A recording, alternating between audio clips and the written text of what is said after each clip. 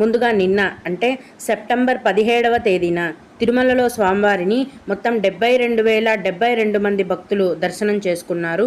అందులో స్వామివారికి మొత్తం 30,384 మంది భక్తులైతే తలనీలాలను సమర్పించారండి. నిన్నటి రోజున తిరుమలలోని శ్రీవారి హుండీ యొక్క ఆదాయం అనేది 4,16,00,000 రూపాయలు.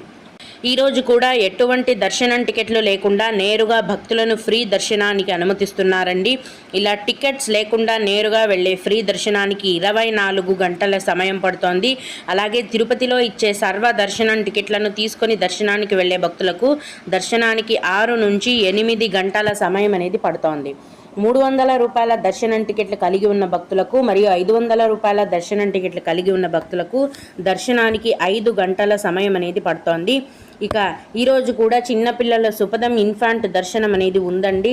సుపదం ఇన్ఫాంట్ దర్శనానికి 1 గంట సమయం